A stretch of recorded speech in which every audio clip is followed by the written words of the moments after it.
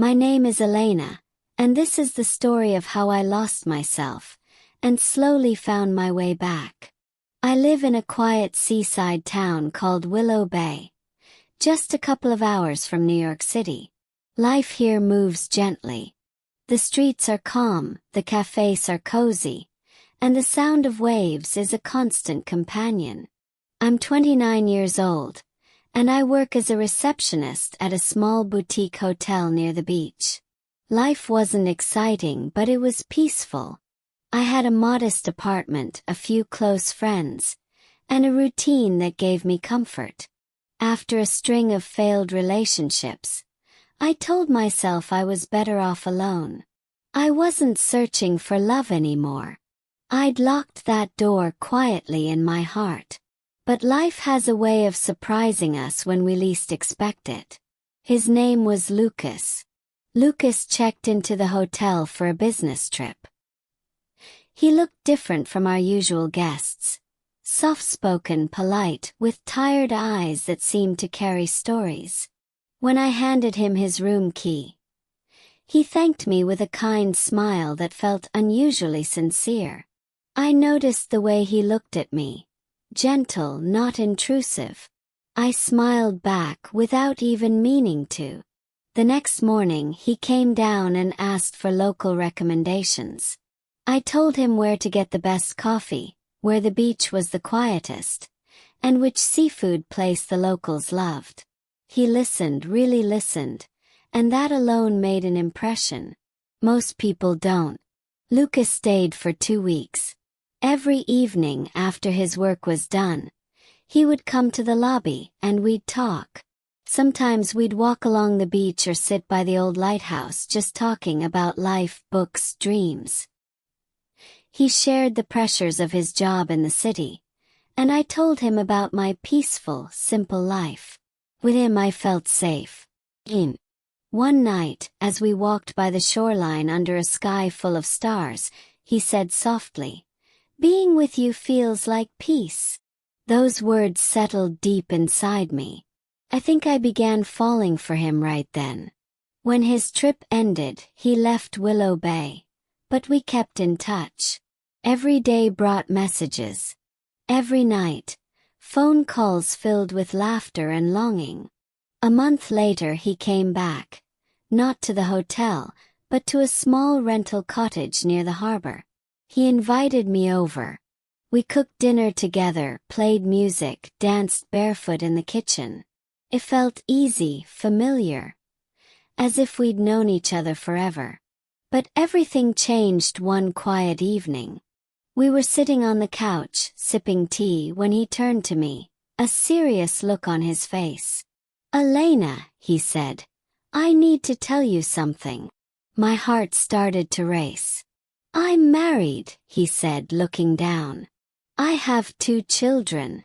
The world stopped. My hands went cold. I couldn't speak. "I didn't plan this," he added. "My marriage hasn't been good for a long time. We live in the same house, but it's not love anymore. I stay for the children." I stood and walked outside. The ocean breeze was cold on my face, but my thoughts were on fire. He followed me out and said, "I understand if you never want to see me again." I didn't respond. I just walked home, the sound of waves echoing the confusion in my heart. That night I didn't sleep. Questions haunted me. Why didn't he tell me sooner? Why did this happen to me? But I also remembered the way he looked at me, the comfort of his voice, the gentleness of his presence. I was torn between anger and yearning. The next morning he messaged me, "I'm sorry, but I miss you." I didn't reply. But I couldn't stop thinking about him either. A week later we met near the beach. I told him I felt betrayed, hurt, used. He didn't deny anything. "I care about you," was all he said. And I stayed. Yes, I became the other woman. Yes, I knew people would say it was a mistake. But in that moment I just wanted to believe that maybe, Just maybe this was temporary. That one day he'd leave his wife and choose me. We continued in secret. He visited Willow Bay once or twice a month, staying in that little cottage. I went there after work. We talked, cooked, watched old movies. Felt real, but it was never public. No dates, no pictures, no hand-holding in the sunlight. Only hidden evenings, soft words, and silent goodbyes. He made me feel special, yes. He remembered the books I loved, brought my favorite snacks, laughed at my jokes. He made me feel loved. But slowly, something inside me began to change. I stopped smiling like I used to. I rearranged my life around his visits. I said no to friends. I waited by my phone, hoping for his messages. My world became small, just him and silence. One night, I stood by the ocean and asked myself, is this love? Or am I just afraid to be alone? Still I stayed, hoping, waiting. Then one day I realized, I was tired. Tired of the waiting, the hiding, the heartbreak. One evening when Lucas came over, I was quiet. What's wrong? He asked. I don't know if I can keep doing this, I replied. He looked surprised. Why now? Because I'm not living my life. I'm just living in your shadow. I wait for your visits, your calls, your love. But I'm always waiting. I want more. I need more. I love you, he said. Then why don't you choose me? Yes. He looked away. It's not that easy. I have a family. And then I asked the question I'd never dared to ask before. What am I to you? Just a secret. He didn't answer. That night after he left, I didn't cry for the same reason.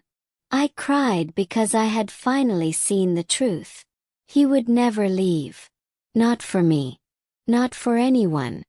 The next morning I stood by the sea.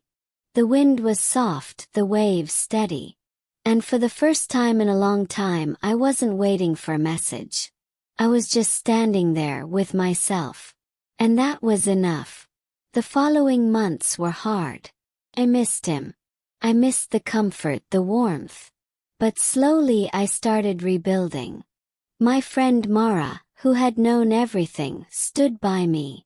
You deserve to be someone's first choice, Elena, she said. Not a secret in the dark. Her words stayed with me. I began to read again. I returned to my long walks, dinners with friends, laughing over coffee. I enrolled in a writing class at the local community center. It felt small, but it was mine. One evening after class, I walked into a bookstore. That's where I met James. He smiled at me, said he'd seen me in class. We talked briefly. Books, writing, the weather. It wasn't magical. It wasn't dramatic. It was easy. We began to meet after class. Sometimes for coffee, sometimes just a walk. He didn't ask about my past. He just listened. Gently. One evening as we sat by the sea, I told him the truth. I was in love with someone who was married. I waited for him. I was always second. I don't want that kind of love again. He nodded, looked at me and said, "Thank you for telling me. I think you're incredibly brave. And you deserve better." That night, I felt something I hadn't felt in a long time, peace. James and I didn't rush. He never pressured me. He never tried to fix me. He just stood beside me, quiet, steady, real. And slowly I found myself again. One day, I looked in the mirror and smiled. I saw Elena. Not the woman who waited in the shadows, but the one who stood in the light. Strong. Whole. Free. Now, when I think of love, I think of James. Of quiet conversations, safe spaces, soft laughter. Love that doesn't hide. Love that feels like coming home. If you ask me whether it was all worth it, I'd say yes. Because through the heartbreak, I found the most important thing of all, myself. And in finding myself, I finally found the kind of love I truly deserve.